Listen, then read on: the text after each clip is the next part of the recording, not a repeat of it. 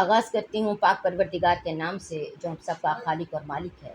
میرا وہ پاک پروردگار کہ جس کے قبضہ قدرت میں ہماری جان ہے، میرا مالک جو ہماری سانسوں پہ بھی اختیار رکھتا ہے، ہمارے رزق پہ بھی اختیار رکھتا ہے، ہمارے رشتوں پہ بھی اختیار رکھتا ہے۔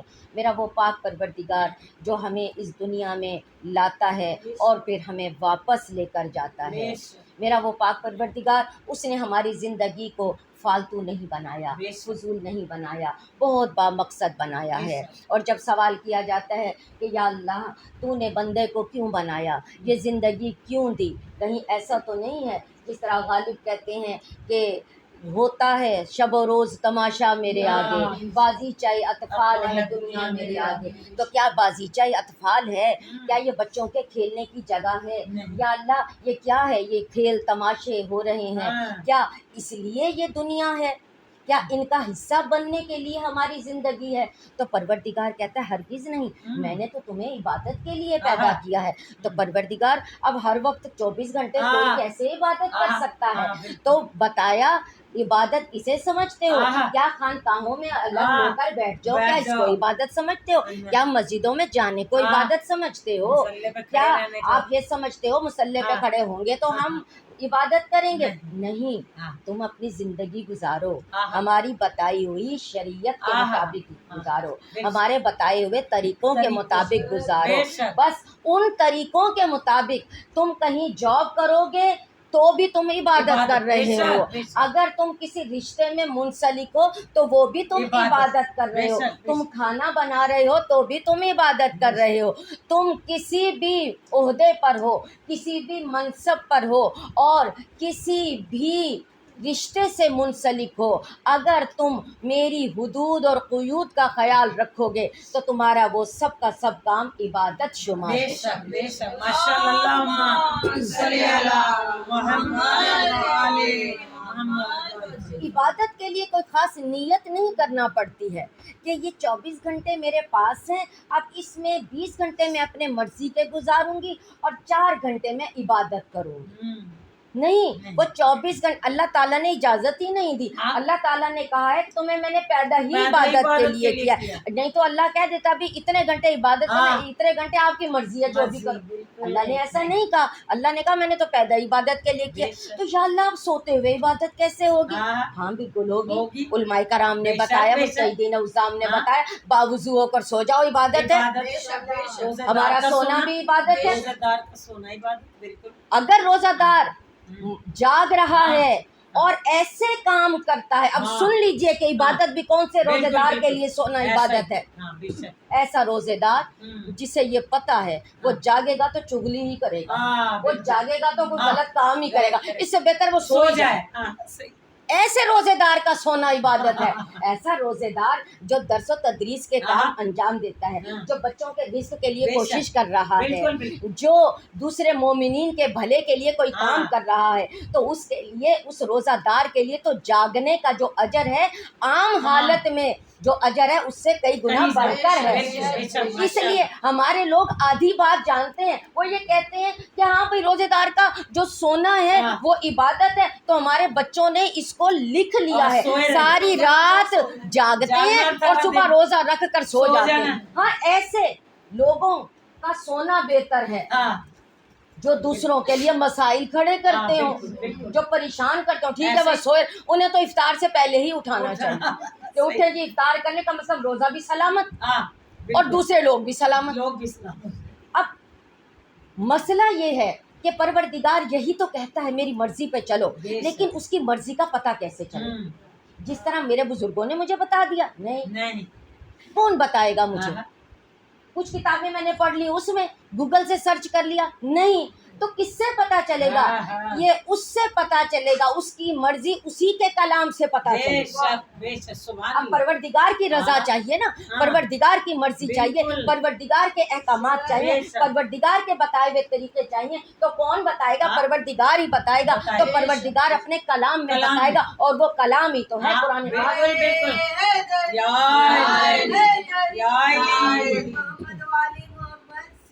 اللہم صلی علی محمد وعلی۔ ماشاءاللہ۔ میرا پاک پروردگار कुरान पाक में इरशाद फरमाता है, सूरह ताहा आयत नंबर 55 है, मेरा मालिक फरमाता है व खलकनाकुम फी व मिनहा खलकनाकुम, और इससे पैदा किया तुमको, खल्क किया तुमको, हमने तुमको पैदा किया। व मिनहा, और इसमें से, खलक खल्क किया, ना हमने कुम तुमको। ठीक है अल्लाह। अब अगली स्टेज, वफीहा, और इसमें नुईदुकुम, हम दोबारा पलटाएंगे तुमको, और इसमें पलटा देंगे तुमको। चले, अल्लाह ताला काम खत्म हो गया? नहीं, अल्लाह कहता है तीसरा दर्जा आगे है, तीसरी स्टेज है, व नुखरिज व मिनहा नुखरिजुकुम, और इसी में से उठाएंगे, और इसी में से हम निकालेंगे, खारिज करेंगे तुम्हें, उठाएंगे तुम्हें, तारतन उखरा, दूसरी बार फिर हम तुम्हें इसमें से उठाएंगे। मेरा पाक परवरदिगार कह रहा है, क्या बताना चाह रहा है? वो बताना ये चाह रहा है कि हमने तुम्हें खल्क किया और हम तुम्हें इसकी तरफ पलटा देंगे। यहीं पर जिंदगी खत्म नहीं हो जाती। कभी इस गलत फहमी में मत रहना कि हमें पैदा किया था, जो जो कुछ हमें मिला वो तो हमारी किस्मत का था, हमारी समझदारी का था, हमारे नसीब का था, हमें मिल गया, हमने खाया पिया, जो कुछ भी करना था कर लिया, उसके बाद अब हम चले गए, हम किसी को जवाब देनी है, बस ठीक है, हमारी जिंदगी हमारी मर्जी हमने गुजार ली। अल्लाह ताला यही तो, सारा सौदा ही तो इंसान के साथ अल्लाह का मर्जी का है, सारा सौदा ही रजा का है। बेशक बेशक, सारा का सारा सौदा ही इसी का है। अपनी रजा बेचो, उसकी रजा लो। बिल्कुल। जिसके लिए हम इकट्ठे हुए हैं, जिनकी यौम ज़रबत है, उन्होंने अपनी रजा ही तो बेची थी, अपनी मर्जी ही तो बेची थी, और अल्लाह की मर्जी खरीद ली थी। अपना नफ्स बेच दिया था, अपने इख्तियारात को दे दिया था। या अल्लाह, मैं अपने इख्तियारात तेरे सुपुर्द करता हूँ। अल्लाह ने कहा अब मेरी रजा तेरी हो गई। सुभान अल्लाह।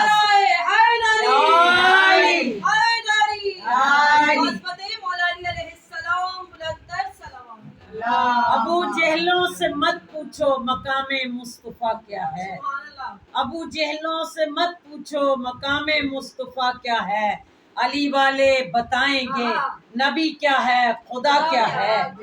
और तलाशे मंजिले हक है अगर तुझको तो हुर बन जा, तलाशे मंजिले हक है अगर तुझको तो हुर बन जा, तलाशे मंजिल। अबू तालिब के बेटे की मोहब्बत दिल में ले जाना, अबू तालिब के बेटे की मोहब्बत दिल में ले जाना, खुदा फिर तुझसे पूछेगा बता तेरी रजा क्या है। नाराए हैदरी हैदरी हैदरी, बुलंदतर हैदरी सलवार।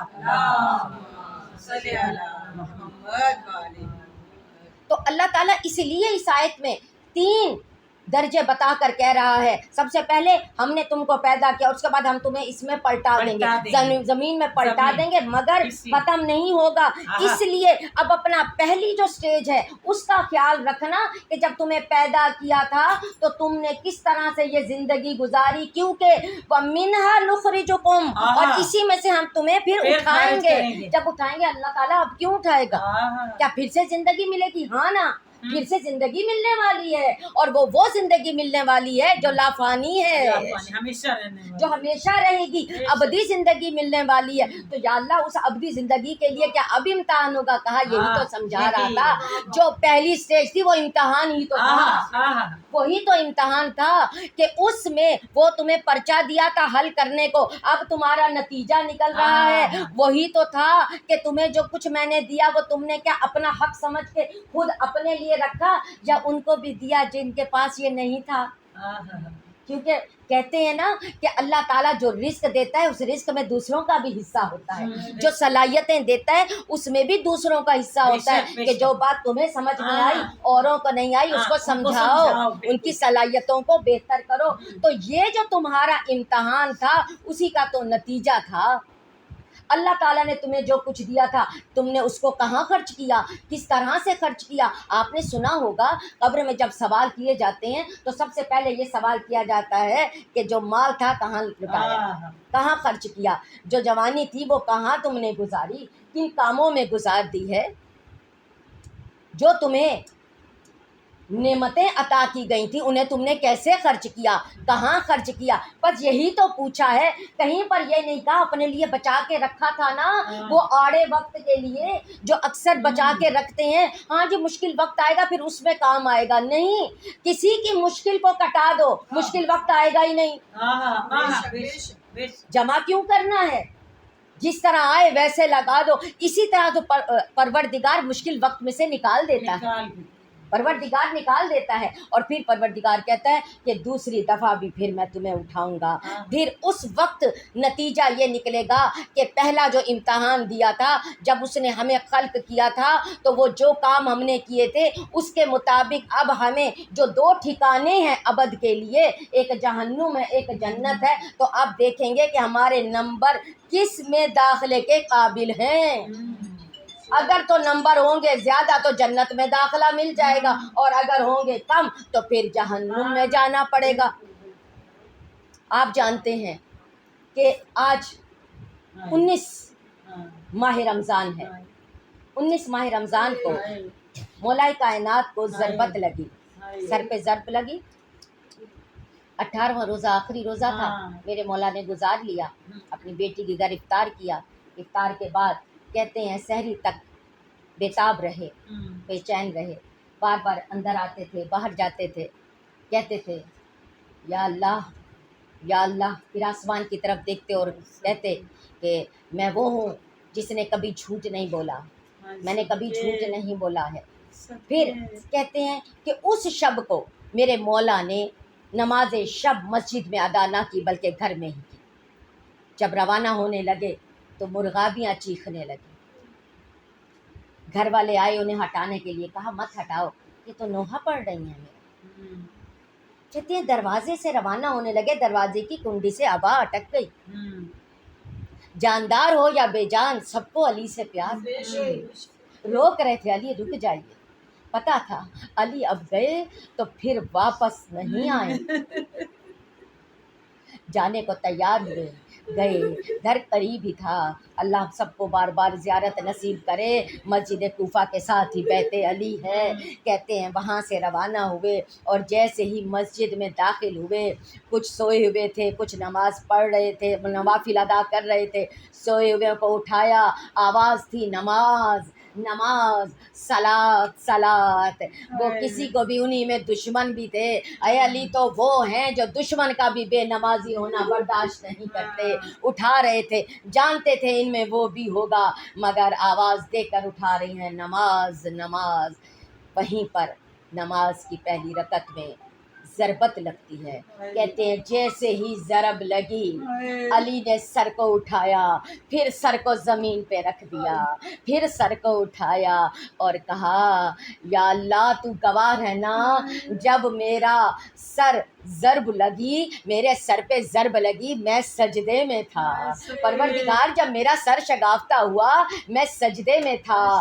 मेरे अली सर उठाते थे, रखते थे, हाथ में खाक भर ली, खाक ज़ख्मों में भरते जाते थे और यही आयत तिलावत करते थे जो मैंने सरनामा कलाम में आपको सुनाई। कहते जाते थे व मिन्हा खलकनाकुम व फीहा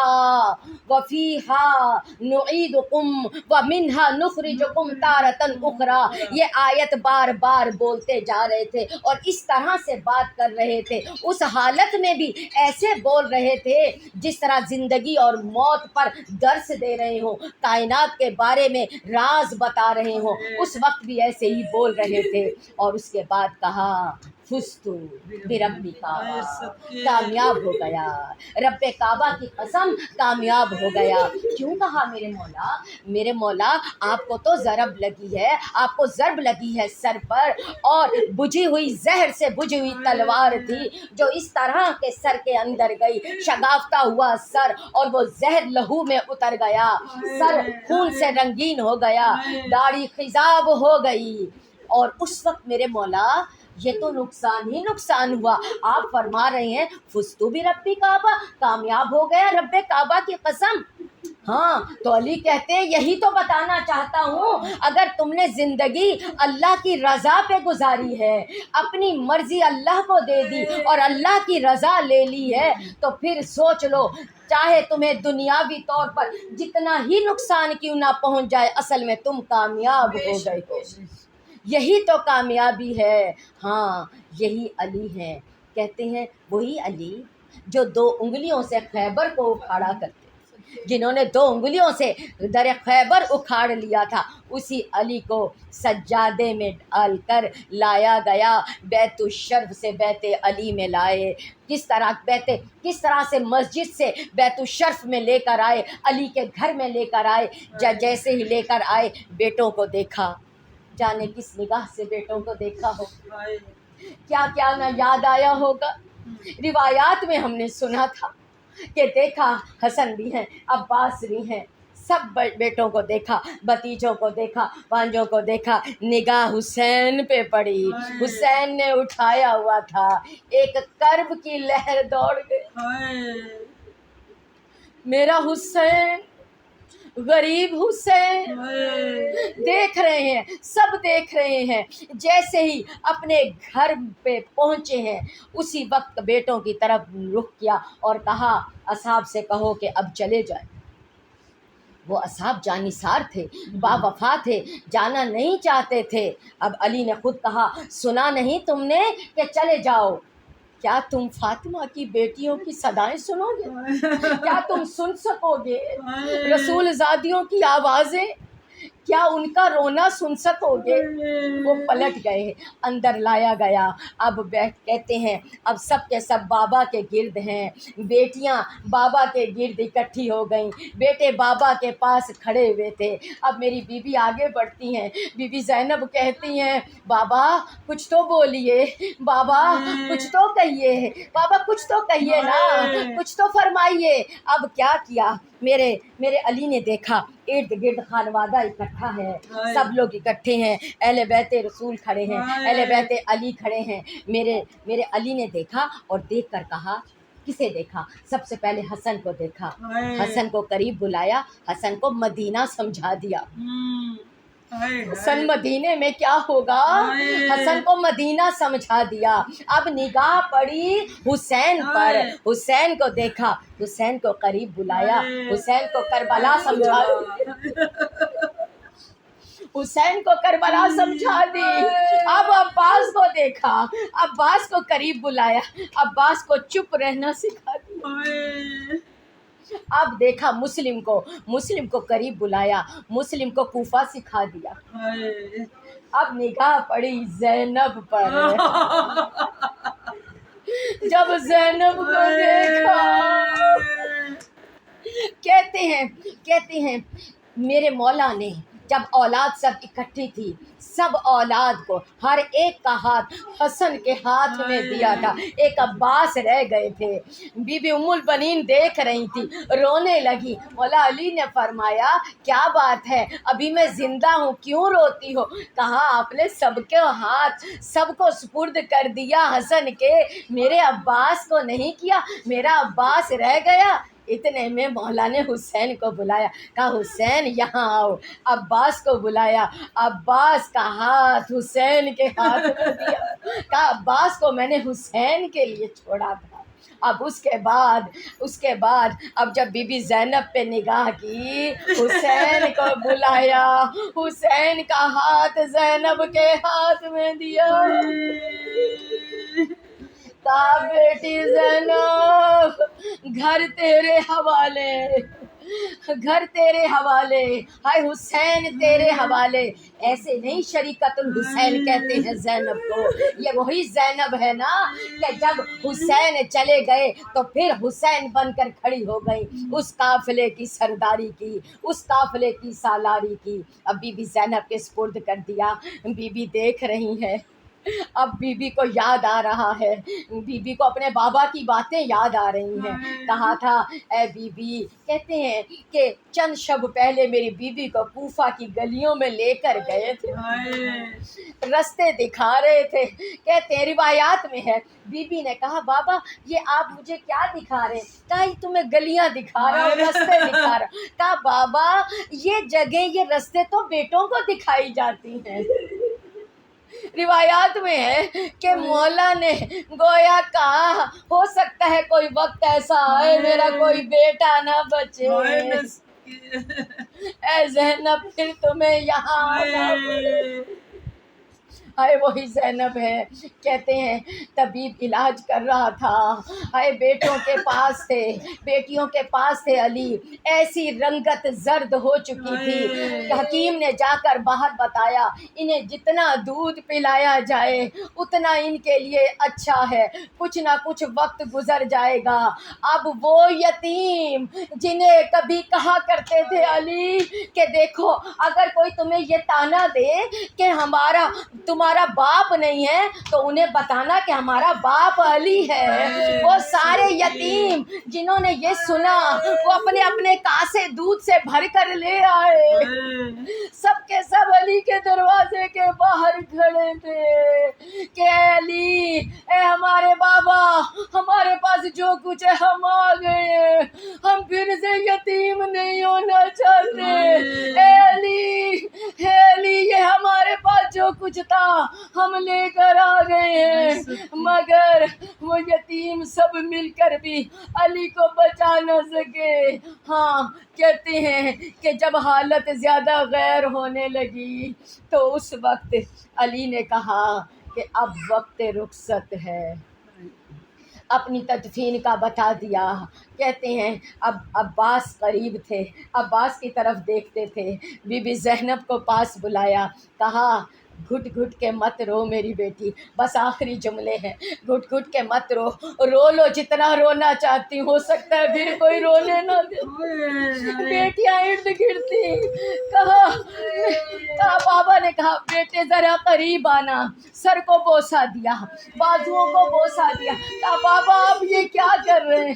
کہا مجھے معلوم ہے سر پیریدہ ہوگا، ان بازوؤں میں رسن بنیں گے۔ کہا بابا یہ کیسے ممکن ہے؟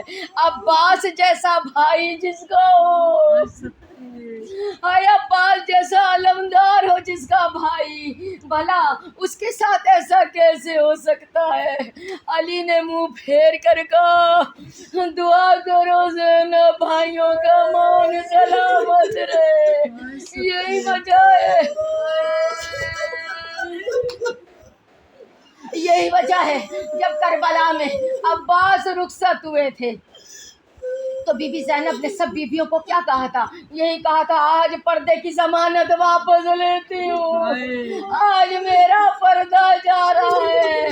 آئے جب عباس میرے فرات پہ مارے گئے اس طرح سے علم آیا، خون آلود جب علم آیا تب میری بیوی نے یہی کہا میرے بابا سچ کہتے تھے، اب زینب کا پردہ نہ رہا۔